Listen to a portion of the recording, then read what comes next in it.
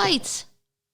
It's episode 90. We need fire. Oh, that's loud if I move my thing. Sorry, termites. We don't have all the technical aspects completely under control here. Fire. Episode 90. 10 more and we're at 100. Mm-hmm. Isn't that crazy? That's good math for you. Yeah, that is good math for me. Math. My God, where to start? Well, I think we should start with Alabama. Yeah. Alabama was so great. People underestimate Alabama because, the stereotypes of hee-haw, like Dukes of Hazzard, like all that. But Huntsville, and I'm going to get to this later because it was voted the number one city in America to live in. It knocked Boulder out of the number one spot. Yeah, it's a shocking little list, and I approve of some of their choices. I disapprove of others. Yes, just in my travels. But so much fun because I wanted to do my act a bunch of shows in a row. And I owed that club because I don't really do clubs anymore. But I love that club. I love that club. I love the Comedy Magic Club in Hermosa. And I still love the Comedy Club in Detroit, but I moved on over to the theater because at some point it's just easier to do that. But I wanted a bunch of shows, and I owed them a week. And it was so fun. I got to golf. And then at this place called The Ledges, my little friend Robbie was there. Yeah, it's always exciting to see Robbie. He wrote a book about being autistic. You can go on my Twitter feed or Facebook, and you can see Robbie in his book. Yeah, he's so happy. He's a very happy guy. He's very proud of his work, does a great job.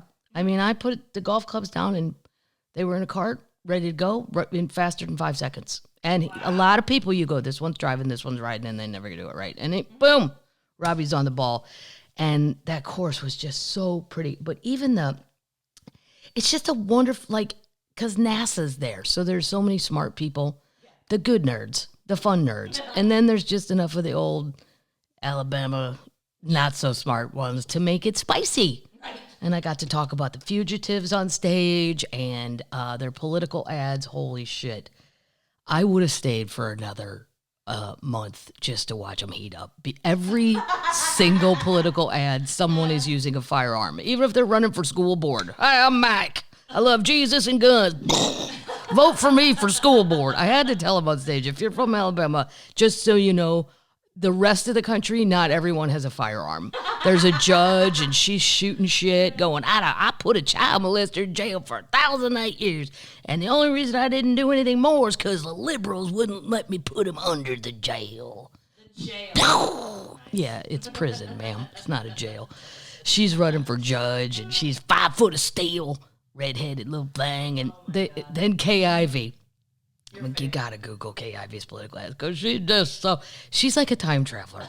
She's like from the late 1800s. Hi, I'm Kay Ivey. I love Alabama. I'm running for governor. It's just that thick. None of the rest of them even sound like that. The one girl sounds like she's from Michigan. This girl, Katie. Hi, I'm Katie. I actually want to be in charge of Alabama. I'm like, you are not from Alabama. But I looked it up. I don't know. The Wikipedia page is kind of crafty with their wordplay. I'm not sure. Maybe her parents aren't from Alabama, but Kay Ivey is just the epitome of a meemaw from the South. And here's what we got in Alabama. Joe Biden wants more Mexicans. I say, no way, Jose. ain't no step too high for a high stepper. Like all these old timey, worth it. And then I'd feel like I disagree. High stepper to me just meant like you were doing stuff. Like, I don't really know. Google it. See what the actual definition is. Yeah, look at you high stepping. Like, I've heard it used in, I would guess from context that it meant you're getting shit done. I'm high stepping. She uses it in the ad. A fashionable or attractive person. A fashionable or attractive person? Yeah, especially a young woman of this kind.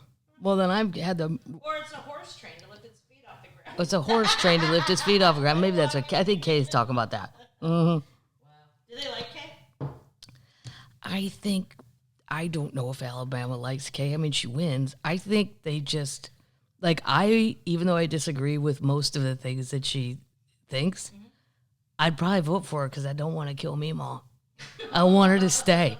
It's like having your grandma in the house or your grandpa where If shit gets too out of hand, they're going to do something drastic. It's probably not okay, whatever they're going to do, but at least somebody do something. I don't know. I just want her to keep running so I can keep seeing the ads.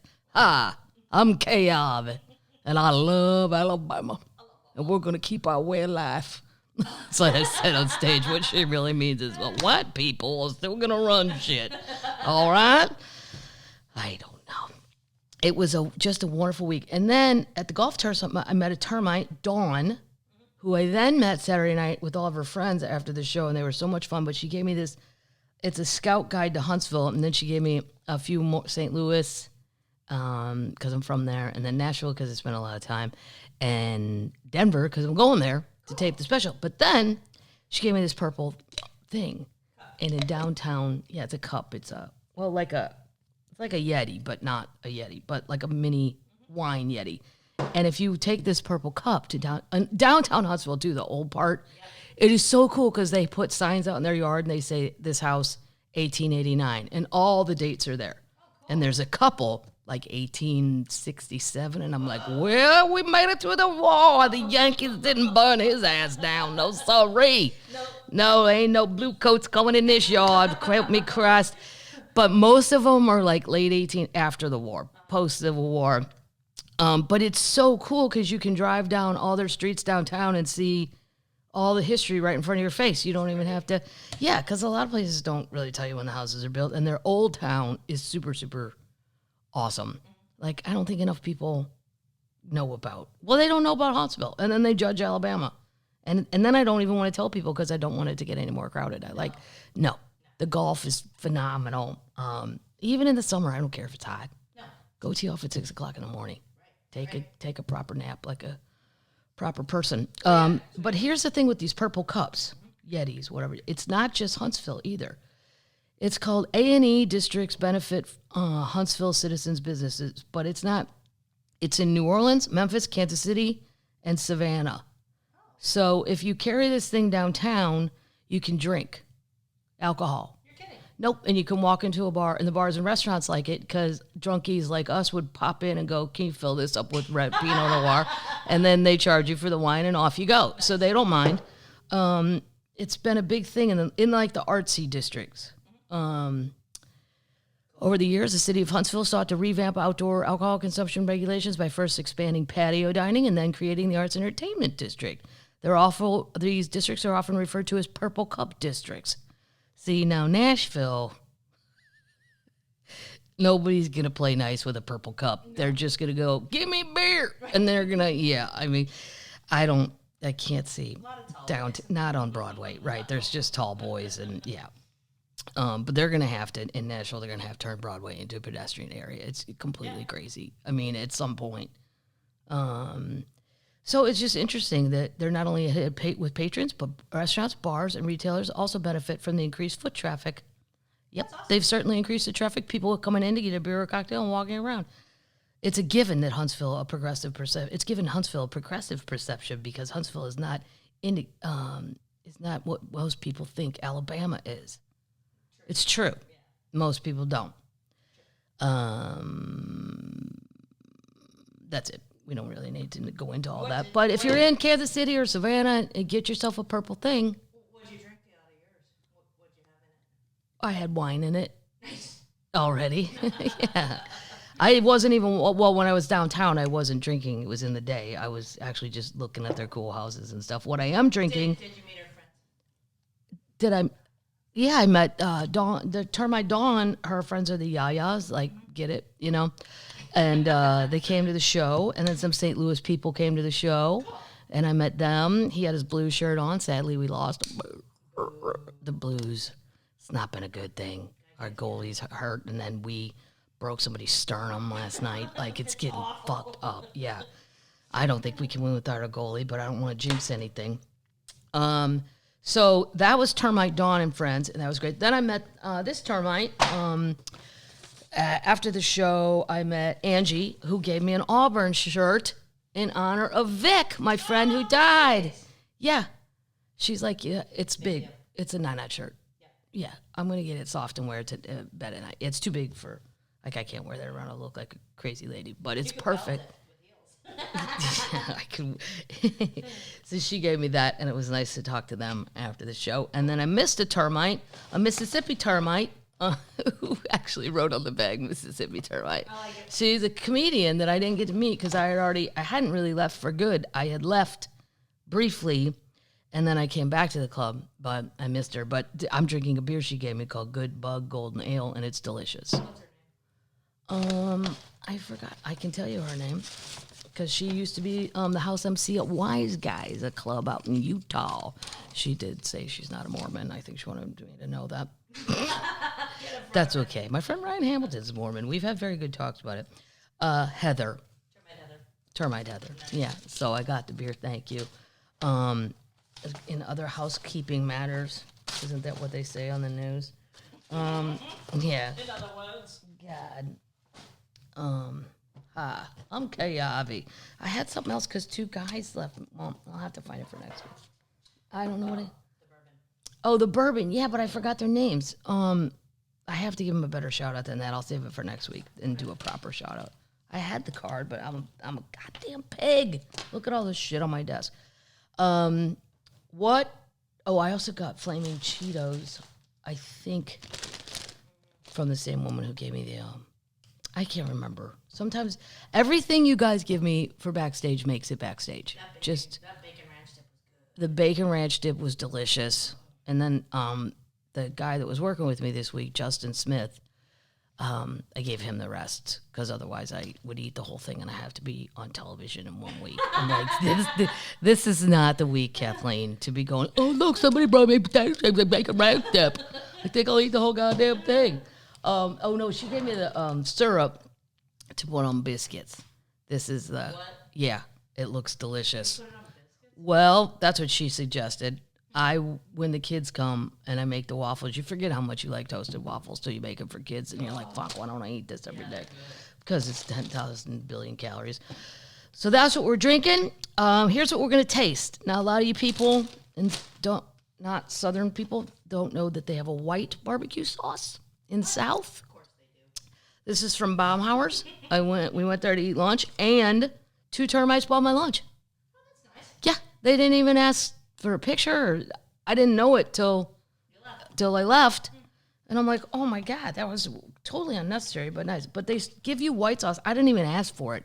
It just came with fries, even though it's like their ranch. Of course. But it's Baumhower's, which is a great sports bar, because after golf, I went there to go watch the golf. Which, thank God I made a bet on Justin Thomas, even though I don't like him. The white sauce, for me, they love it. It's a little too sweet. Yeah. Oh, my God. Even on fries, like, you'd have to, if you, in the South, and order white barbecue sauce, just know it's sweet and hot. Oh. It's good. It's just in very small. You gotta brace yourself. No, I know. Yeah, they just dump it on. They don't give a shit. We're going to be talking about it. Could be the reason, Alabama, you're the 3rd fattest. We're going to talk about that, too. But they've lost weight because they were the 2nd fattest. So, and like they say, you can't lose all that weight at one time. It's not healthy. You got to go slowly. These are Flamin' Hot Cheetos. Never had a Carolina Reaper Cheeto. Brace yourself. It's not going to... Oh, my God. That's the wrong color.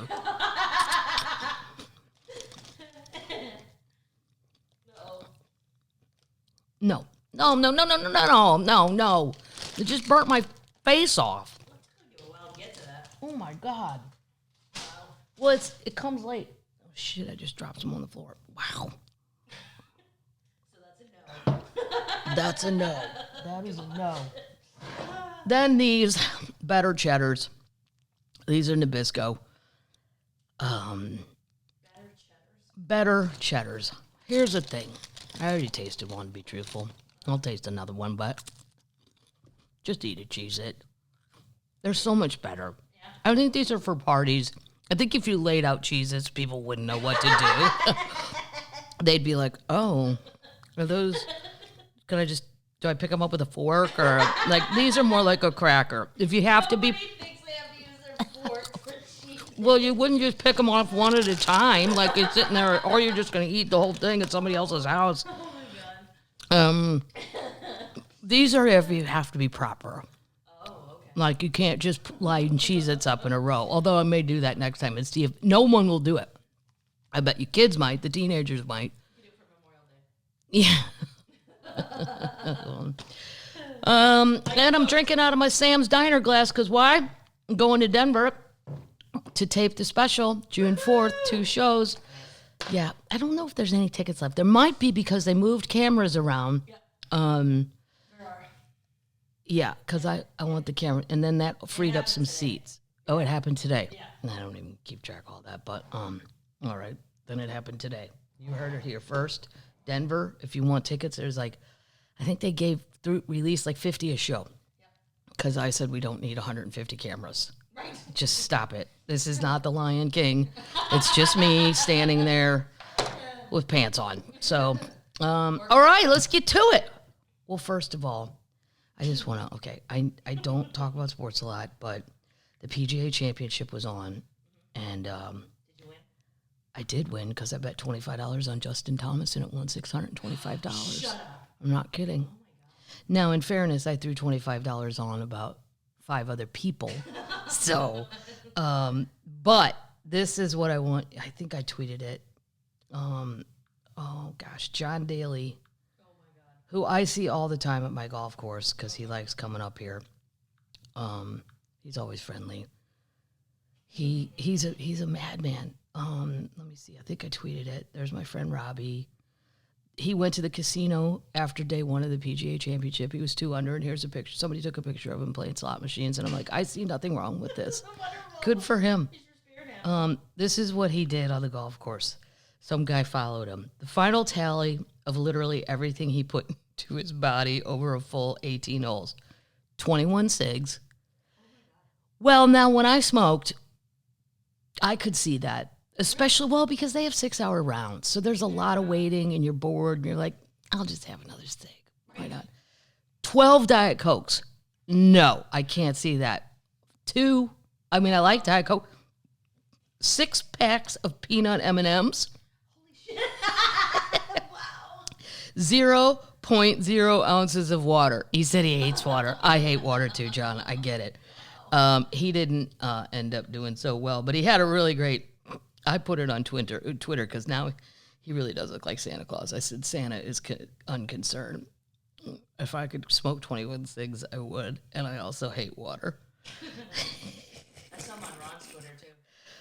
But that day 1, he was beating all those guys that go to the gym, all those guys that do their reps and all their bullshit. Meanwhile, Santa over here is firing up another Marlboro, going, yeah, Marlboro Red, too. Yeah, he's not playing on that either. Anyway, okay, Queen news. We don't have a lot, but here's good news if you're in Oklahoma, my Missouri neighbor. Dolly Parton's Imagination Library is expanding statewide in Oklahoma. Great. Yep. There's some reading to be done, folks. The state is aiming for 1 million books to be distributed to the children through the program. Dolly's. It's also in London. All the refugee children, they all are part of it now. Oh, that's awesome. Yep. For her. She's wonderful. Mm-hmm. The website also states that the Oklahoma Department of Education will use $2.5 million of its federal relief funding to match local funds to support the Imagination Library, which will guarantee 2.3 million books distributed to Oklahoma children by the end of 2024. So there you go. The children. I love it. Good news for the children. Yeah, it's great. Otherwise, Cher's been very quiet. Stevie's out on the road. Somebody showed me, though, new merch. She has a coffee cup that's really cool. Now I want it. I know, but I already stood in the merch line. I didn't see a coffee cup. No. I didn't see one either. And I'm going to have to wash that Stevie Nicks t-shirt approximately 18,000 times for it to soften up. I want to go, oh, are you familiar with Ron White's merch person? Because both of you seem to be purchasing cardboard. Maybe you'd like to meet mine. Right. Yeah, Cindy in San Francisco. Cindy Poon knows how to get the soft t-shirts. Right. And she knows, even during a pandemic, she knew where to get them. I know, because a lot of people didn't have that kind of stuff. Tanya's out on the road, and then Shaka, I told you, Ridgefield, Connecticut. You'll never see in her venue that size again, I don't think. Really don't think so. Update! Mattress Mack. Oh my God. He makes a huge Astros bet. Paddles, Google what place the Astros are in. My Cardinals are in second, and they're openly mocking teams now by letting they're letting Yachty pitch, and they're letting Albert Pujols pitch. Like we were winning like 18-5. Oh, against Pittsburgh, because I texted my friend Bill Crawford. I go, what exactly is wrong with your Pirates?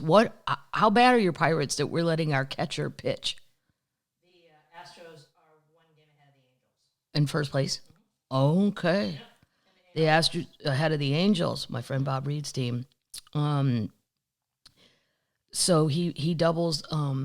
He could win more than $40 million if Houston takes the World Series, which he'll need to cover the offer he's making to customers. Wow. Yeah, I love it when he told his wife, "I don't have a gambling problem. I have a promotion problem." He's back at it again. I love it. He put down 2 separate bets Friday on the Astros to win the World, totaling $4 million. With those odds, those bets would net him $42 million should the Astros go on to win the championship. As he has done since online wagering made it to Louisiana. I don't know if he's driving himself or somebody's driving him, but he's driving from Texas to Louisiana to get on DraftKings, FanDuel, MG, whichever one he goes on. Love it. Oh, here it is. A $3 million wager at 10-1 odds with Caesars Sports app, and another $1 million at 12-1 through WinBet app. I didn't know the Win had a betting app. The $30 million payout from Caesars would be the largest win ever at a legal sports book. Oh my God. Yeah, it's not such a long shot. I mean, if they're in first place already, right. Maybe he'll win. Good for him. I didn't read what the customers get, but it's always like 50% off your bed or whatever the hell. Mattress. Your mattress. Your mattress. Okay. Your mattress. Update. Boris Becker is not happy with his prison accommodations. Come on. No, by the way, too, I didn't even print it out, but Anna Delvey, inviting Anna, she had an art show in New York. She didn't get to attend because she's still in ICE. Yeah, but she had people selling her things, her drawings she makes in the prison. Well, not the prison, the containing area. I don't know what you call ICE. Herself. Yeah. Disgraced tennis star Boris Becker is struggling to adjust to life behind bars. Really? You were at Harrods a week ago. Yeah, I bet it's fucking hard. Mm-hmm. As he comes to grip with the constant noise and small portions of basic food, the 54-year-old champion, known for enjoying luxuries like Cuban cigars, fine wines, and filet steak. That's a British way to write that. Who writes filet steak? Filet steak. How about fillets or steak? Steak. But not filet steak. He was brought back down to earth after being served corned beef on his first night. What's wrong with corned beef? I don't know. I think it's delicious. Yeah, his first night in prison. He's anti-Irish. Maybe he didn't have sauerkraut and mustard. Game changer. Especially in Germany. I bet their corned beef's good. Yeah. He was jailed for 2.5 years last week for hiding assets during bankruptcy proceedings. We already talked about that. Well, Boris, guess what? You can't be hiding money from the government. The government gonna find it, especially the German government. They're gonna find it. And now you're in now the popo got you. Update! We have a lot of holy shits. They found it, and not so many updates this week. I can only do what I do. JetBlue launches hostile takeover for Spirit. I am so sick of these bottom airlines. It's like homeless people fighting over the same shopping cart. Just stop it.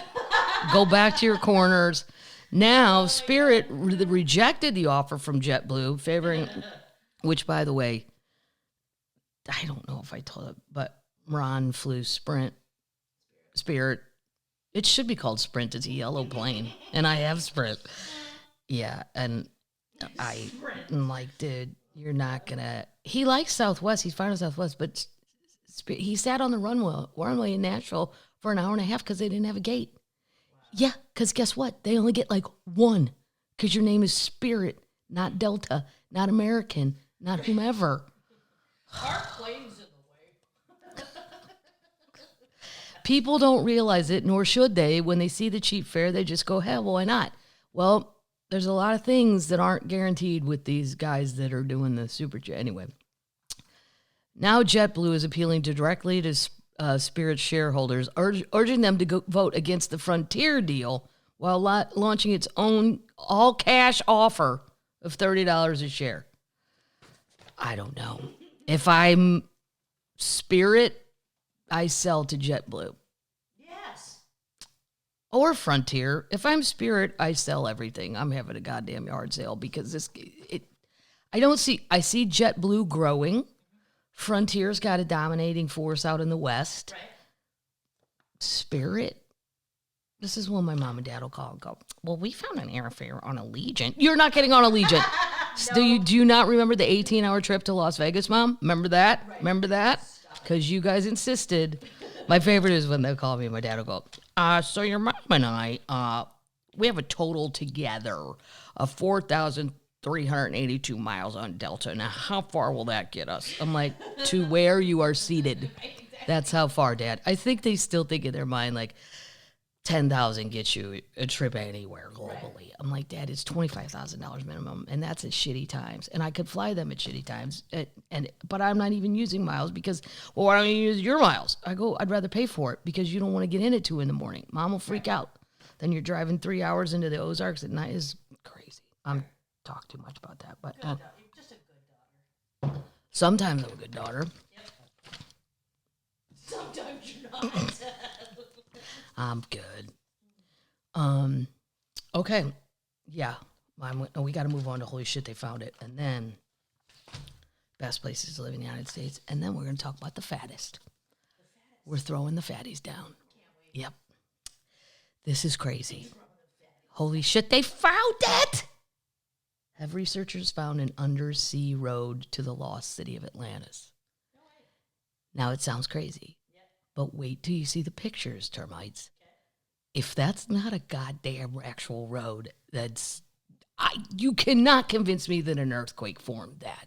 Okay. Because if it did, why isn't there more of it? Why aren't there tons of them? Now that's my anti-science. Not every road leads to Rome. Some paths appear to be headed to the center of the ocean, like one recently spotted by scientists in the Pacific they dubbed the road to Atlantis. I'm not saying it's going to Atlantis, but it's definitely a yellow brick road. Yeah. It's almost gold. Right. I mean, there's no, somebody good at science would have to explain to me how an earthquake could create that perfect of like bricks. Mm-hmm. Perfectly measured. Like last month, oceanographers aboard EV Nautilus vessel were out exploring the floor.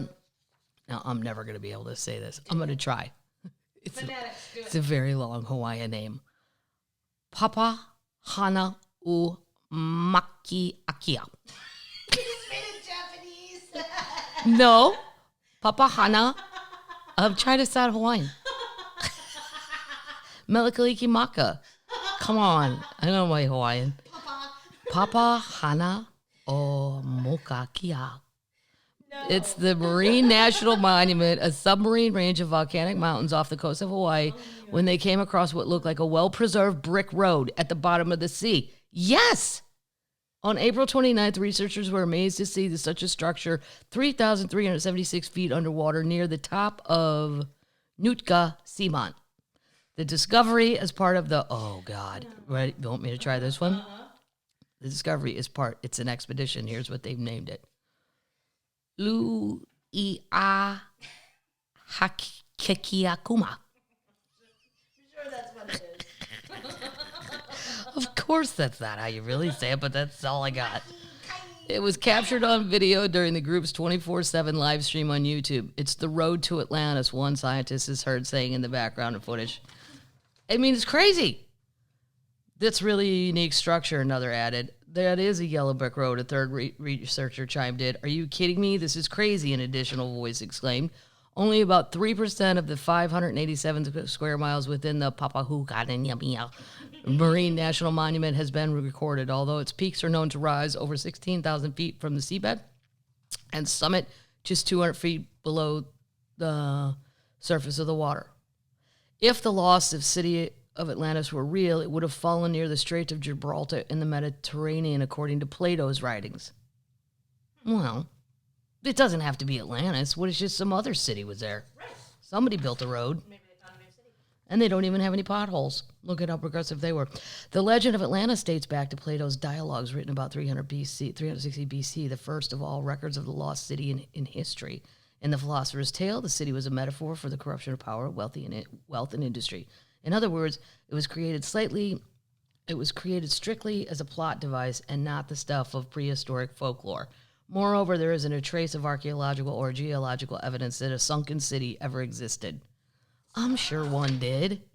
They're going to end up saying that about Charleston and Miami. Well, the lost city as the waters keep rising.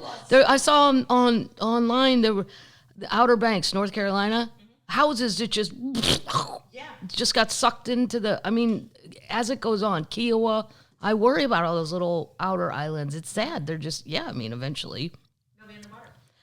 Scholars are also quite sure that the realm of Oz existed only in the mind of the wonderful Wizard of Oz, who published the original story in 1900. Researchers aboard Nautilus had their fun when they dubbed the remarkable clip "Follow the Yellow Brick Road" to geological features of the something something. What may look like a yellow brick road to the mythical city of Atlantis is really an example of ancient active volcano geology, they wrote. What the team had actually seen was later identified as hyoclastite, a volcanic rock formation in high-energy eruptions where many rock fragments settled to the seabed. Not in this order. No. They explain why the unique 90-degree fractures made it look like stone laid for a road are likely the result of heating and cooling from stress from multiple eruptions. Okay, whatever, smart people. Maybe you're right. Thanks. I'm more of the basic lady that goes, somebody did this a long time ago. I'm not sure why. And you know what? I'm going to have a beer and not think about why. But I think they did it. Right. I do too. Holy shit, they found it? Oh, God, I would have loved to have been this 6-year-old. This is the kind of shit I would have lost my shit if I was a little kid. Because my dad used to tell us go up in the woods and look for Indian stuff. And I did find a lot of arrowheads. I quit, however. Now it's my mother's obsession. Yeah. And then she came out of the room last week and was like, I think I found a vertebrae. And it was, I don't know. I sent a picture to Jeff Foxworthy. I don't know. A 6-year-old boy was looking for shells and fossils with his father on a UK beach when he picked up a rare tooth belonging to a Megalodon. He found a Megalodon tooth. That's crazy. Yeah, the biggest shark that has ever lived. Sammy Shelton discovered the Megalodon tooth on Bawdsey Beach in Suffolk on the east coast of England. Is first reported by the Great Yarmouth Mercury, a news outlet covering the blah, blah, blah. The tooth measured 4 inches long. Wow. Yeah, like that big. Crazy. We knew what it was, but not how rare it was, the boy's father said. Do you have to give it up? You got to give it to a museum? Yep. It's a popular site for fossil hunters. Although they told the Sheltons, the dad and the son, that finding a Megalodon tooth there is rare. Megalodon teeth are quite common in some places, including the east coast of North America. Really? Huh. So, like if I'm in Kiowa, can I find a Megalodon tooth? Or Atlantic City. Atlantic City? Mm-hmm. Yeah, it'll have a syringe in it. Probably. Oh, Atlantic City's trying. I'm going there soon, too. The Borgata's wonderful. It's fun. Yeah. They are trying a lot of new stuff there to improve it, which would be good. They're extremely rare in the UK. Yeah, I'm not exactly sure why. Yeah, but anyway, what a lucky kid. That's a big find. I don't know. I mean, I guess if I had to give it to a museum, but I would have to say donated by Kathleen Madigan, born 9/30/1965, and then put a little picture of myself in the plaque that I was nice enough to give it to him. Yeah, and unlike some things at a museum, I wouldn't be on loan from. No, I would just give them the thing. Holy shit, they found it! This one's crazy, too. Oh, I love it. Giant sinkhole with a forest inside found in China. Whoa. That makes you think there could be societies. That's awesome. People living down there. Because I'm going to tell you, they think their hobbits might still be alive. What? I'm not kidding. No way. Yeah. Oh, It's a scientific... The nerds will be so happy. Well, but they're not the hobbits like you would think from... like The Hobbit. The Hobbit, right. That. Mm-hmm. Lord of the Rings. I didn't see. I saw Harry Potter. Harry Potter. I didn't see Lord of the Rings. I've seen none of them. I don't know anything. And the only reason I saw Harry Potter was because My cousin Mary's 3 kids, 3 of the 4 boys were little then, and they wanted to go. And then, I don't know, I sat through it. And they were like 10, 8, and 6. And we were done. I go, well, what'd you guys think? And they were like, we thought the book was a lot better. And I go, well, that's what you get for reading. Okay? I thought the movie was absolutely wonderful because Dumb here hasn't read the book. I've never read, and I never saw another one. I mean, it was fine. It was good, I guess. Reddit just blew up. You compared Harry Potter, the Lord of the Rings. I don't know. Here's I know. You know what I know? Neither one of them are Jaws. Jaws is my fallback. When people go, oh my God, you've never seen Star Wars? No, but I've seen Jaws 187 times, and I think that makes up for it. And Jaws, too. I didn't like the 3 and 4. It got crazy when the shark's now following them around the world. I mean, come on, I can only believe so much. A team of Chinese scientists have discovered a giant new sinkhole with a forest at the bottom. The sinkhole is 638 feet. Wait till you see the picture of this thing. Enough to swallow St. Louis's Gateway Arch. Wow. Mm-hmm. There are 3 cave entrances in the chasm, as well as ancient trees. Because the sunlight that filters through the sinkhole entrance. This is cool news, said George Venny, executive director of the National Cave. I mean, this is where people go, there can't be any such thing as this and that. We don't even know what's out there, especially in the water. Yep. Nobody knows what's in the ocean. Every week they find some new fucked up fish, and they're like, oh my God, look at that. Right. There's probably... Totally. Yeah, so they found it at the bottom of this cave. The discovery is no surprise because southern China is home to karst topography, a landscape prone to dramatic sinkholes and otherworldly caves. They're primarily the dissolution. It runs through the soil, becomes more acidic. Okay, then it gets too hard. We don't need to know all that. No, termites don't need to know. We're keeping things simple. Anyway, you go check out the pictures of that because it's really something to see. I like it. Yeah. And then it makes you think, what could be living down there? That's pretty cool. A Loch Ness Monster? Harry Potter. It's ridiculous. Well, okay. Best places to live in the United States. A new city is crowned. Yep. Guess who got knocked down? Boulder. Boulder? Yeah, I love Boulder, but I think Boulder's getting a little pricey. Huntsville is affordable. Huntsville's number 1? Huntsville, Alabama is number 1. Wow. Yeah, Americans are shifting their priorities when it comes to where they want to call home, and sky-high housing prices and revelation played a small role, and that revelation played a small role in a southern city dethroning a Rocky Mountain destination as a top spot. I think Boulder's prettier. Yeah. I mean, Alabama is, as Missouri is, as Arkansas is. We're fine, but I mean, Boulder, come on. It's the white barbecue sauce. Yeah. Well, yeah, you're going to sell me harder. I would go more Huntsville because I'm not a cold weather person anyway, and I do like their barbecue. I mean, their barbecue, just pick whatever you want. It's also good, and the people are nice and friendly. Huntsville's been ranked number 1 on the U.S. report, best places to live, toppling Boulder, which wore the crown for the past 2 years, but now sits at number 4 in the ranking of 150 largest metropolitan areas in the country. Wow. I think it's getting too expensive. Yeah. I think that's why it got knocked down. Because, I mean, it's still beautiful. The analysts determined that the Huntsville's high score for housing affordability and quality of life. There's also no traffic in Huntsville. Not really. I mean, they may think there is. I love it when you go to a city like that where they're like, don't get out on the big road at 4. It's so crowded. It's crazy. It never used to be like this. You get out there, there's like 5 cars. It's fine, guys. Air quality drove it to the top. Another Colorado city, Colorado Springs, came in at number 2 on the list. I will be doing, well, that's a place for a plug for me. I'll be doing a show out in Colorado Springs at some point in the future. I don't remember. We added it. I like Colorado Springs too. It's fine. It's good. It's pretty. All of Colorado's pretty. Came in at the number 2 spot on the list. No, so Colorado Springs is number 2. Number 3, Green Bay, Wisconsin. Oh, yeah. Green Bay needs some more stuff, though. No, it doesn't. Yeah, it does. I can go to St. Brendan's every day of my life and always be happy, but a lot of people are going to want a little bit more to do. Not this lady. No. It's an Irish pub attached to a bed and breakfast. I'd end up living in that hotel. Like, that would just make it my house. And you got the Packers and all that, but Due to Green Bay jumped 18 spots to number 3 due to its affordability. San Jose, California took the number 5 spot. Nah.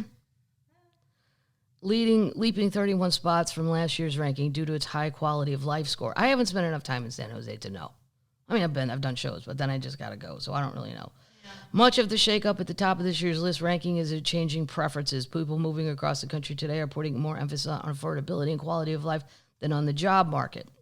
Well, if you're a nerd person and you get hired by the government, Huntsville is NASA. Yeah. Rounding out the top 10. Okay. Raleigh and Durham, North Carolina, ranked 6th. I would totally agree with that. Yeah, love it. Anywhere in North Carolina, sold. Love it. It's just because it gets cold. It has the seasons. It doesn't get any hotter than Missouri or Tennessee. And the winters aren't as bad. Followed by Fayetteville, Arkansas. Home of what? University of Arkansas. Very close to what? Bentonville, Arkansas. Which is the home of? Walmart. And your friend. But my nephew Joey went to school down in Fayetteville. And I went down there to do a show and hang out with him. And he took me drinking. And it was really fun. Also home of who? John Daly. No, he's not Fayetteville, Arkansas. Oh, he's Arkansas. He's Arkansas, yeah, but he's somewhere deep in the woods of Arkansas. Number 7, Portland, Maine. I love Portland, Maine. And there's a beautiful, beautiful boat up there named Kathleen. It's always tied up in the same spot. Not a yacht, but like a boat. And then I think I should be able to steal it because it already has my name on it. I love Portland, Maine. I don't know that I could handle the cold. I know I can't. I could only live there sometimes. Number 8, Sarasota, Florida, home of who? Jack and Vicky Madigan. Sarasota's got a very cute little downtown, very artsy-fartsy, too. A lot of fun stuff. Mm-hmm. Number 9.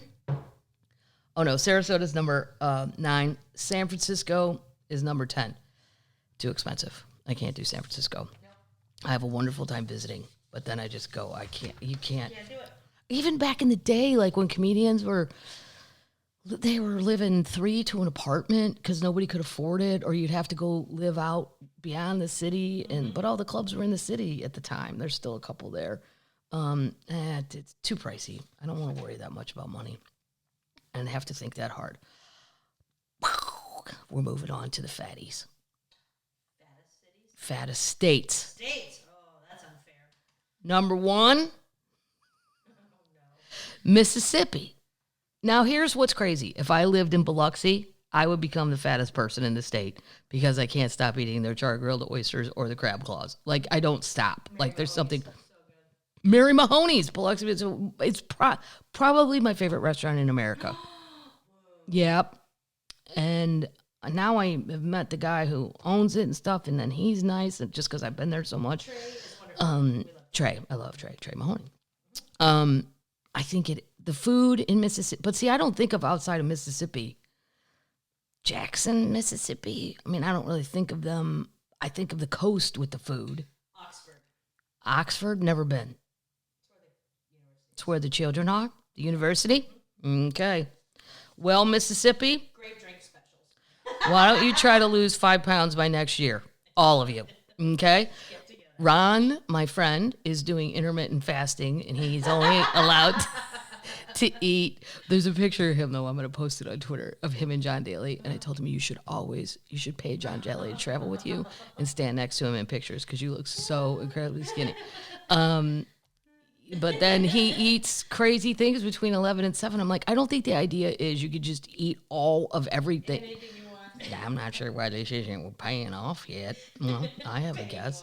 All right, here's the fatties. The figures are a report by NICE-RX, an online pharmacy. They're based on figures collected by the Center for Disease Control. So it's like true. Like it's not. This isn't just some bullshit one. The fattest, Mississippi. Second fattest, number 2, ringing at number 2, West Virginia. That surprises me because I don't think of food in West Virginia.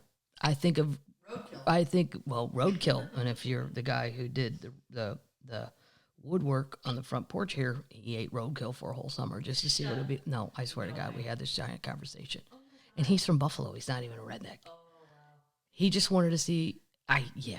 But then I think, are you killing people too, Daryl? That's my next thought. It's terrible because he's such a nice man. West Virginia. I do not think of food. I think of craft beers in West Virginia. I think of really good beer. Really? Yep.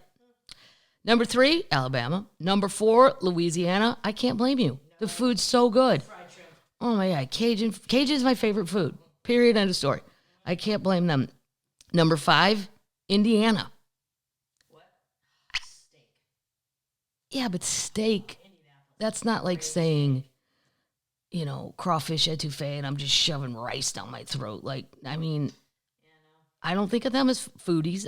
I think of them as Midwest foods, steak and potato. Okay. But then why wouldn't Missouri count, or Ohio, or we're all in the same area? I don't know. Number 6, Kentucky. I don't think of food either. I think of bourbon. I think of the Bourbon Trail. I just think I'm going to be drinking a lot of brown liquor. Delicious. Number 7, Delaware. Yeah. Number 8, Iowa. Corn. It's so good. And the butter, it adds up. Number 9, Arkansas. I don't think of them as food. I'd throw Tennessee on this list because I think of Memphis food, Nashville, hot chicken. Barbecue. Yep. Number 10, Oklahoma. Here's the skinniest. These people are the most fit. Number 1 does not surprise me at all. Colorado. Even people in the airport have walking sticks like we're all going to bust into some hike going. I mean, we're getting on a plane. Why do I need a hiking stick? They all have they're in shape. Number 2, Massachusetts. You got to give them extra credit too because it is fucking cold half the year and somehow they are staying skinny. Yep. Good for you. Number 3, Hawaii. Well, you're outside all the time. Right. You just eat fish and pineapple. It's easy for you guys. That's what all of us in the fat states. Yeah, but you get to be outside all the time. And, people just bring you little cod sandwiches and ahi tuna. Okay. I'd be skinny if I lived there, too. Number 4, Vermont. Bernie Sanders in the crowd bringing it in. It surprises me because it's cold. Yep. New York? Yeah, because New York City, everybody's out walking around no matter what. Yeah. New Jersey, you're number 6. 7th, Washington. Yeah. Once you get in the Northwest, those people are in shape. A lot of hiking to bury their bodies. Yep. Number 8, Oregon. The 8 is Oregon. 9 is Florida. That surprises me. Yeah, I don't know. And number 10 is Montana. Well, how many people do they have total? 12. 11. 12 people. So if 5 are super skinny. Anyway, those lists always make me. Now I'm going to think about those things when I go to those states. Now I'm going to start looking in West Virginia next time I do that casino there and go, well, what the fuck am I? What kind of food are you all eating that I haven't heard about? There's your card. There's my card. I know I just found it from the guys. Shout out. It is a shout out for the bourbon. Shout out. It's Scott and Marty. Yeah. Cool. Long-time listeners, first-time callers. Ha, ha, ha. I'm not sure about the beer. The bourbon is great. And then they told me we're going to go get fish and chips with Guinness on tap. What kind of bourbon is it? This is called Black Patch Distilling Company. Cool. Yeah. Combat veteran owned and operated. Nice. Yeah, not just a veteran. Combat. Yeah. That means I actually went somewhere and did crazy things. Okay. Now, this is crazy. Uh-huh. I wouldn't have done this. Okay. Somebody paid $195 million for the Andy Warhol of Marilyn Monroe. How much? $195 million. Oh, wow. If you've never seen the movie Jean Basquiat, the one that go on YouTube, it's just called Basquiat on YouTube, and David Bowie plays Andy Warhol. I probably have already said that on the. I said it? Okay. Well, we can edit it out. We'll do the link. Do the link. It's just to see David Bowie play him is so great because he just does. Yeah, I don't know. He does that the whole movie. He only had like 4 lines. He just kept repeating them. Maybe I could. He was good in the Never-Ending Story too. He was good in the Never-Ending Story. Okay. Yeah, I was a kid. One of Andy Warhol's iconic Marilyn Monroe portraits has become The most expensive 20th century artwork ever to go under the hammer. Prior to the sale, Christie's had described the shot Sage Blue Marilyn as one of the rarest, and I don't know what I did with my article. It's been shown in other galleries. The auction house said it was expecting bids in the region of $200 million, so it fell short. $200 million? Well, here's the thing, though, about the Marilyn Monroe deal. It's like his version of the Elvis one. It's been reprinted so many times. Just buy the fake one.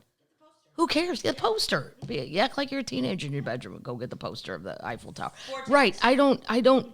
It's seen so often. It's on coffee cups, notebooks. Like, I think I don't know what his people are thinking who control his stuff, but the Maryland one, because he did do some weird ones. Like if you go to the museum in Pittsburgh, for instance, I don't know, they change their stuff out all the time, which is why it's a great museum. But, there's a Liza Minnelli one. I don't know, there's some people, Henry Kissinger, but who wants Henry Kissinger on your wall and for what reason would anybody ever do that? I have no idea. He's still alive, by the way. You can get it for $25 on Etsy. $25 on Etsy. See how much we just saved you? A lot of money. $1 million. We saved you $194 million and some odd dollars just by that helpful hamster. They thought it would get more than $200 million. That feat has only been achieved at auction by Leonardo da Vinci's Salvador Mundi, which in 2017 sold for over $450 million. The previous auction record for a 20th century painting was $179 million, paid for Pablo Picasso's Les Femmes d'Alger in 2015. I don't know. Now, I will say it's better than a baseball card that I have to call people into my weird office or open my wallet and show people. I don't really understand. But what? French is better than your Hawaiian. My French is better because I took French in high school. Okay. On this Pubcast, why termites? Because we're out in front of the news.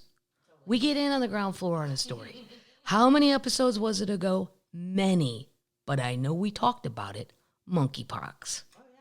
Right? Because I Googled the pictures because I wanted to scare Lou. Because there's a case of it in New York City. Now I know he'll focus on that instead of COVID.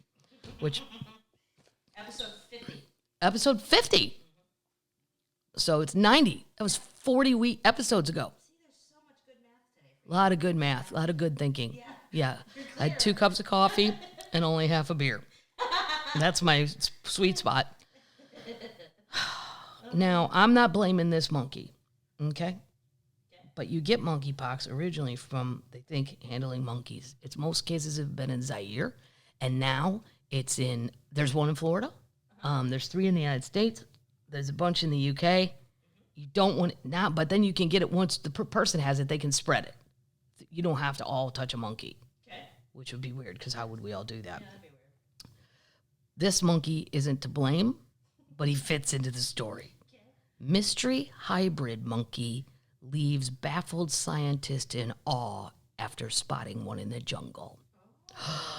The monkey spotted near, ready for me to pronounce this river in Malaysia? I'm ready. Kinabatangan.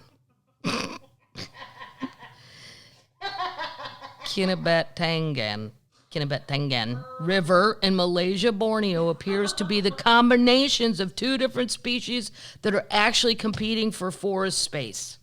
Oh my God. What? Somebody be hoeing around with the other monkeys. That's the team A. Somebody snuck over to monkey team A. Wait till you see its picture. It looks so human-like. A mystery hybrid has baffled scientists after the apparent crossbreed was spotted in a Borneo rainforest. The monkey spotted near the river appears to be a combination. The mystery monkey was initially spotted in 2017, and pictures began circulating online of the specimen. But coronavirus blocked the research of getting it up close and personal. Instead, they analyzed the 2017 images and newer ones from 2020 that showed that the then juvenile had developed into a fully formed female and has a child of her own. She appears to be nursing a baby. Where all in all, it's quite surreal. They concluded that the monkey is likely the offspring of two distantly related species that share the same habitat. Wow. Scientists are interested because even in the rare case that interbreeding between the same species takes place, it doesn't usually produce a viable offspring. Furthermore, interbreeding species are typically similar and belong to the same evolutionary group or genus, which monkeys and silver langurs. So it's a monkey and a silver langur. Huh. Oh, yeah. You got to see a picture of it. It's tragic that both species now cramped together. And, you know what? They're running out of forest. Now they're all the same happy hour. They used to drink on their own teams, and now they all got to go to the same place. And then you have a couple drinks, and then you're like, they don't look so bad, those silver langurs. It's a flagship animal that needs to be protected with her two parent species and their habitat. Wait till you see its face, though. Yeah, it looks like an old monkey, but it's not old. But its face looks like, yeah. I don't know what a langur looks like, though. I don't even know what a silver langur is. Silver langur. Langur. Here's another freak. Why you look that up? Is it ugly? Yeah. Yeah, it's like one of those monkeys with like that. Like a lion. Like a lion head. Well, this one, that won out. Also known as a new tongue. Also known as a what? A new tongue. New tongue? New tongue. Okay. Here's another person that has way too much goddamn time on their hands. Somebody spent $12.4 million at Christie's for a dinosaur skeleton. Come on. America, what are we doing? I would love it if I called Patrick because he's in charge of all my money. Hey, Pat, I don't have $12 million, but if I did, I wrote a check. you're gonna see a charge on my my debit card that also has Stan Musial and a number 6. It's a Cardinals card. Yeah, I withdrew $12.4 million on Thursday because I needed to buy a dinosaur skeleton. Don't judge, Pat. Just shut up and make sure that the bank isn't going to react poorly. Late on Thursday, Christie sold the skeleton of this dinosaur species that became one of the world's most recognized after the release of the movie Jurassic Park for $12 million with fees to an undisclosed buyer. Let's say you put it up in your house, okay? And then you have a party. And then one of your friends trips and spills red wine on it. Now what? Red wine on the skeleton? Yes, on the bones. I think you wipe it off. I think it's stained. It's not like I think is the answer to that. It's not like your handbag incident. My handbag incident, I know. Blythe Danner. The auction continues the trend of high-priced fossil sales, a pattern that has irked some paleontologists who fear that specimens could become lost to science if they are bought by private individuals rather than public institutions. Yes! And what are you going to do, build a house for this thing? I mean, you can't. Where are you going to put it? I guarantee you there's no place in this house or any house that I know, maybe Ron White's old second floor in Atlanta. Maybe it's big enough, but not really because the ceilings are too short. Yeah. No. The auction house said that the fossil, nicknamed Hector, was the first public sale of this kind of dinosaur, an agile bipedal dinosaur known for menacing claws on its feet. The sale price was more than double the auction house estimated high of $6 million. They thought it would only get $6 million. No, these belong in museums, I think. Wow. Especially if we don't have a ton of them. Right. And or who's going to come over and put it together? Does it come like IKEA, where the bones aren't? Does it come assembled, or am I supposed to glue this head with Gorilla Glue onto it? Does it come with glue? Does it? There's a lot of shit I'd need to know. Is there going to be two guys over here for like 4 days, and I feel like I have to tip them $500 a piece because they work so hard to put it together? Yeah, and then I'm sitting there talking to them. Do you guys like World Cup soccer? You guys want a beer? Two guys that came when I lived in Los Angeles, they came over to do something. Oh, there were cracks in the wall because of previous earthquakes. And my friend Ron gave me their names, Edgardo and his friend. And they got in the house and World Cup soccer was on. And they were all about Ecuador they did not want Mexico to win, and Mexico was on, and we all had to get together and root against Mexico. And literally, I think we probably went through a 12-pack. They never did any work. We just sat there. They knew so much about soccer, though. It was like two little angels just appeared. I'm like, who gives a shit about the wall? Earthquake, schmirthquake. There was one. There'll be more. It doesn't matter. You can come back and fix it. But right now, we have to cheer against Mexico. I don't even remember who was playing. I think Colombia. The species that you get the idea. I'm not going to keep. This is all science stuff. After about how many of these are in existence. I don't think we should be giving those kind of fossils to individuals. That's my stance on that. If I'm president, you're not buying this shit anymore, people. So better hurry up, buy what you need now. How about this guy?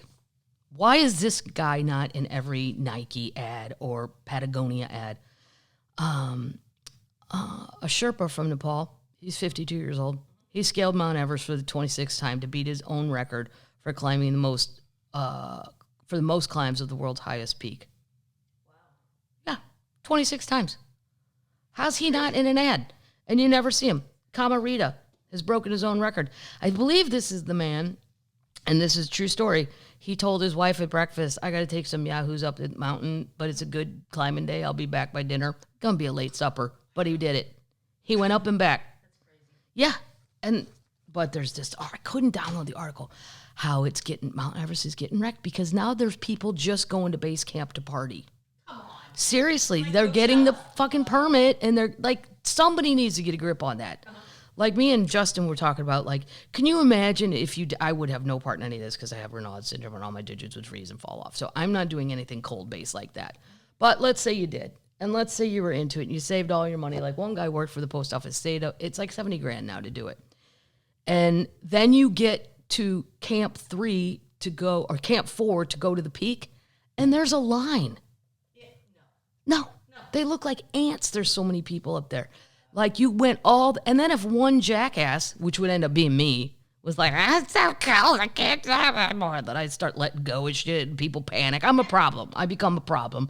Then you all have a problem. Because Cuckoo Bird Madigan up there can't tell if she's heading north or south or jumping off a mountain. It's so ridiculous. I'm going to find that article, though, because somebody, I don't know, they're all selling too many permits. China, Tibet, everybody's in on it. But the poor Sherpas, I mean, yeah, they're making money, but they, he's so cute. Camarita. 26 times. And he outdid his own record. 26? Mm-hmm. That's crazy. Yeah. He's one of the first professional Sherpa guides who led foreign mountaineers up Everest after Nepal opened to outsiders in 1950. Wow. Mm-hmm. He's also not... his brother has done it 17 times. And he should have millions of dollars worth of North Face or it's like the lady that's climbed it. Like she's climbed it like 15 times. That lady. We already talked about her on this podcast because she's phenomenal too. He had 21 climbs by 2017. He was tied with number one Ape Sherpa so-and-so. Both of whom subsequently retired, leaving the path clear for Camarita. In 2018, he took the number 2 position, blah, blah, blah. But that's just amazing. And if you see his picture, he's adorable. It's not like he's not good for the camera. You might go, I don't know, he's not hot enough to be in our ad. Well, he's hot. He's totally cute. Here's a little shout out to my mayonnaise lovers. This is true. Oh, boy. Mayonnaise lovers unite in Richmond. You get a free tattoo of if you get Duke's mayonnaise tattooed on you. It's the only tattoo I've ever considered. What? I'm not going to do it. It's free. Free Duke's? Mm-hmm. Tattoos? Wow. In light of Friday the 13th, Duke's Mayonnaise and Yellowbird Tattoo Shop are hosting a pop-up free tattoo event for Duke's Mayonnaise. The event is appointment only, and you can choose from 40 different mayonnaise-inspired tattoo designs. That's cool. They're something to see. Uh-huh. This guy was traveling from Tennessee with an RV, and he went in and got one. Duke said it wants to be the most tattooed mayonnaise brand in the world, so it partnered with Yellowbird to pull it off. They had nearly 70 people signed up. No way. Yep. They get to choose from 40 designs, it says here. Yeah. One man drove 5 hours just to get it on his leg. I love mayonnaise, and all my bunnies hate mayonnaise, and that was enough for me, Kanye Hughes said. He said, along with the tattoo, he also got a free bottle of Duke's mayonnaise. Nice. Wow. $3. There you go. Oh, my God. That's crazy. Here's a whack job. If you got a Duke's tattoo, where would you get it? If I got a tattoo? A Duke's one. A Duke's one? I would get it somewhere a place people could see it as just a conversation starter. Like on your cheek? Yeah, my forehead. I think people would know. How about this guy? Retired California roofer. He's 57. He fled a moving United plane through the emergency exit and walked along the wing after its staff refused to serve him alcohol before takeoff. This is why, here's where as a flight attendant, I go, no, I'm fucking not doing that. I'm not chasing that asshole. I'm not doing it. You know what? I would tell the pilot, step on it and let him fly off the wing. I understand sometimes being upset when there's not a pre-flight drink, especially if you have gotten upgraded to first class and you're hoping for one. Mm-hmm. It's never occurred to me, if one doesn't land here, I'm going out that door and I'm going on that wing and I'm going to cause trouble. Comedian Kathleen Madigan snapped at the Nashville airport this morning. This is a retired roofer arrested for leaving a taxiing plane through its emergency exit window and walking along the wing. They have his mugshot. I mean, I understand being disappointed.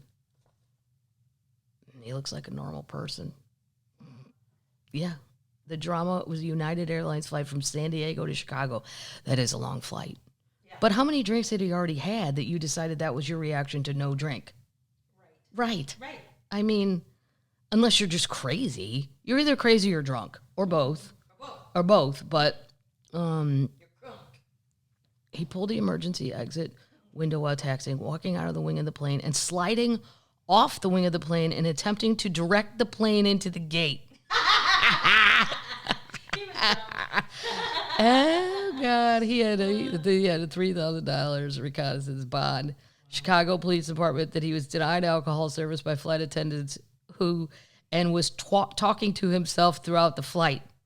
However, he will not be charged for the federal crime due to there being no signage on the emergency door nor the tarmac advising the public that exiting a moving plane would constitute criminal trespass. Wow. Yeah. Oh, my God. That's just, people are unraveling. Yep. I thought it would calm down.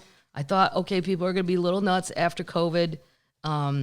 Give everybody time to learn how to act like people again. It's not happening. There's a video today. I didn't print it out. I believe it's in Newark. There's a United Airline worker, a dude, a man, and then another man, a customer who's checking, like going up to check in. And I don't know what was said, but the worker comes from behind his little podium and the belt where your bags go and like bitch slaps the guy.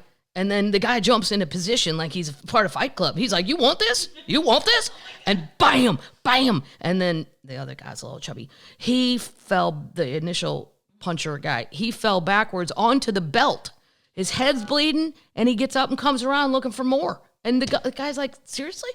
Like, I just knocked you out so hard you fell backwards onto a baggage belt. And you're still, people, I don't know. This would be the death of you, Paddles. Why? What's your favorite breakfast food in the whole world? Fast food. Egg McMuffin. Paddles loves an Egg McMuffin. Love it. McDonald's is leaving Russia for good after 30 years. They should. I know, but wouldn't you be sad if you were Russian? Well, you've been poorly behaved as a country. Well, they're not doing it. The average person isn't doing it. And now they get ripped off. You don't get your Egg McMuffin.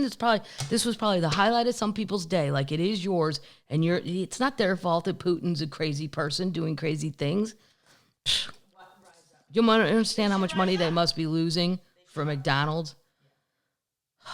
It temporarily closed 850 outlets. 850 in March. The fast food giant said It made the decision because of the humanitarian crisis. Bullshit. They're not making money. Something's gone wrong. And the unpredictable operating environment caused by the Ukraine war. Right. They first entered in Moscow in 1990. I thought they would have been there before that. A year later, the Soviet Union collapsed and Russia opened up its economy to companies in the West. More than 3 decades later, however, it's one of the growing number of corporations pulling out. It's a complicated issue. Some might argue that providing access to food and continuing to employ tens of thousands of ordinary citizens is the right thing to do, Paddles. Well, but it's impossible to ignore the humanitarian crisis caused by the war in the Ukraine. It's impossible to imagine the Golden Arches representing the same hope and promise that led us to enter Russia 32 years ago. You know, I get it, but it's sad for the average Joe Blow who's not doing any of this stuff because people have favorites. Like, I like Arby's and Taco Bell. what's your favorite breakfast food? I don't really have a favorite breakfast food to go. No. My teeth don't meet right, so I really can't get into muffins. I mean, if I didn't care about calories, bacon, egg, and cheese biscuit. Because the biscuits crumble. Oh, there goes the Loch Ness Monster's head. This is the Hobbit story. And I think I'm going to end with the Hobbit story.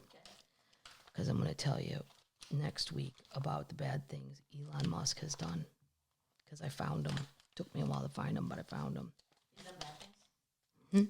Super bad? Nah, they're not super bad. He just sounds like your average, like, throwback douche guy. You know, dime a dozen. All right, this is crazy. And this is not like from, these articles aren't bullshit. They're not like from, you know, whatever's below the Inquirer. I don't even know anymore. Okay. Sightings of an ape man in Indonesia could be proof that the Homo florensis species, believed to be long extinct, is alive today, one anthropologist has argued. Other experts are skeptical, but hold on, termites. He's a tough-looking little fucker, too. Stocky. An early human species nicknamed Hobbit and thought to have gone extinct thousands of years ago may still be alive today, an expert has controversially claimed. Homo florensiensis, dubbed the Hobbit because it stood around 3'6". That's pretty short. 3'6". It's thought to have lived on the island of Flores, which is now part of Indonesia, between 60 and 700,000 years ago. So they were saying maybe they lived till 60,000 years ago, but then maybe that was the end of them. It was a small-brained, large-footed tool maker, and it is not known where the species evolved from. Now, one anthropologist has astonishingly claimed that the Hobbit could be alive and well today. Gregory IV, who worked at Alberta University, Paddles. University of Alberta? No, it says Alberta University. That's not your Canadian one? Okay. He worked at Alberta University before retiring, argues that sightings of an ape man on Flores might be proof that the ancient human ancestors still exist. Oh. There's a skull of the species widely believed extinct was found in 2003. Oh, wow. Hold on. He told Live Science, "We simply don't know when the species became extinct, or indeed, dare I say, we don't even know if it is extinct. There is some possibility that it's still alive. Other experts are understandably skeptical. Flores is an island that has about the same area of Connecticut and has 2 million people living on it today. A paleanthropist at the University of Wisconsin-Madison told Live Science. The population is spread out across the island. Realistically, the idea that there's a large primate that is unobserved on the island surviving in a population that can sustain itself is pretty close to zero. Fourth, who has been doing anthropological work in the field since 1984, doesn't agree. Over the years, he's heard about a number of local sightings of small, hairy, humanoid creatures living in the forest. Why not? Yeah, and he wrote about them in his research until 2003, which was when the Homo florensis was first discovered and Fourth made the connection. I heard about these similarly small human-like creatures in the region called Leo, which were said to be alive, and people were giving accounts of what they look like. In an excerpt from his new book, Between Ape and Human, he writes about an interview with a man who said he disposed of the corpse of a creature that could not have been a monkey but was also not a human, with straight, light-colored hair on its body and a well-formed nose and a stub of a tail. I believe those people. What do they have to gain for making it up? It's not like America where you're going to make money off some shit like this. Right. You're in Indonesia. No, like nobody even knew that guy said that. Since he began his research, he's collected 30 eyewitnesses' accounts of similar creatures he said that matched the description of a Hobbit. The bones, thought to have come from at least 9 individuals, first discovered at something on Flores in 2003. The skeletons included a complete skull. The youngest evidence of the Hobbits using the caves dates back to 50,000 years ago. Oh, wow. I don't know. I believe him. I believe the locals. Yeah.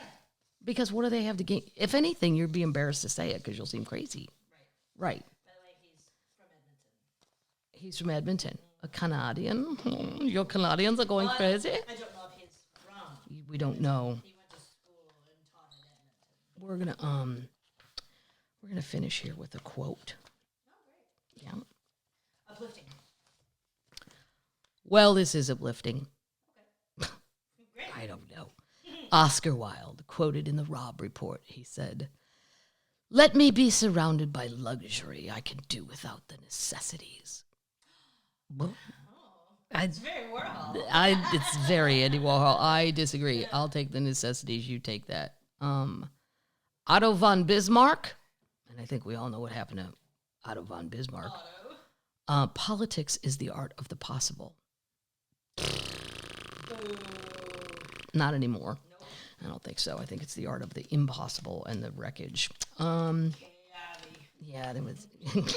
Unless you got Kay Ivey, there's no questioning where she stands when how she feels about Jesus and abortion and guns and Mexicans. Speaking foreign languages. What are you, crazy? Shut your mouth with your extra languages, looking all fancy, coming in here like you're just the smartest person in the whole world. Yeah, well, you ain't. All right, termites. I am off to do Denver will be after Memorial Day. What are you doing for Memorial Day? For Memorial Day, I'll be I have to go get the boat ready, and I'll just be in a lake. Well, I'm not sure I'm getting in yet. I don't know the temperature, but I'm going out on the boat and fishing. I'll be fishing. Yeah, I'll be bass fishing, and that's it. It's the first weekend off in. And see, I shouldn't have this weekend off because I have to do the show next week. So I'm going to have to do it in my hotel room to make sure I remember everything. Then it's like homework. But if I work a bunch of shows in a row, then I don't even have to think about it. But now I'm going to have to think about it. But what are you going to do? Yeah. Hopefully, because a lot of people are getting COVID again, and we have to get tested. Like, I don't even understand all that, because if you have to show proof of vax and you've already done all this stuff, what? Right. What are we doing? We don't know. But I'm not in charge. I'm just a lady with jokes. I'll be at a pool noodle drinking beer. All right. Enjoy your beers, Pat. And termites, it's almost official. You're almost summer termites. You're not summer termites yet, though. I don't count summer till after Memorial Day. Well, Memorial Day, Friday, it starts. Yeah. T-shirts coming out. Be out for like in June. We have a new T-shirt coming out, too. It's down the pike. All right, termites. That's all I got. Be good. You're still springtime termites? Yep. The magnolias are blooming? Be memorial termites. Be respectful of all the people that have served and are serving in the military because they work their asses off. One time in Iraq, they put that full geared thing on me, like the vest and all that. Yeah. And it had like grenades or shit. I don't know what was on my body. I said to Lewis, because the guys weigh 60 pounds, the women weighs 30. Yeah, and you're in the heat of Afghanistan and Iraq. It's like 120. Yeah. But even aside from all that, there's a steel plate in the back. Right. And I said to Lewis, here's what I've learned in 1 full minute of having this thing on me. I have not sat up straight in 55 years. Well, at the time, 45 years. Oh, my God, but your back hurts so bad by the end of the day because I'm lazy and I don't sit up straight. And not to mention the weight. I mean, there's just nothing in me that's good for the military. No. This is why I keep entertaining the military, so I don't ever get a call, hey, we're looking for middle-aged white women. And I'm going to be like, do what? And then I would feel like I can't say no to my government. I need to go help. And then they'd put that jacket on me, the flat or the jacket's called, and I would just cry. I said, what happens if you sit down and cry? Like in the desert? Do I get kicked out? Because that's what I'd be going for. But I'd be crying anyway. Right. I don't know. I'm not cut out for it. So cheers to all those people that do that. And that's it, termites. Yeah, because I have my little desert termite. He's over there, the soldier that sent me that stuff. All right, termites. That's it.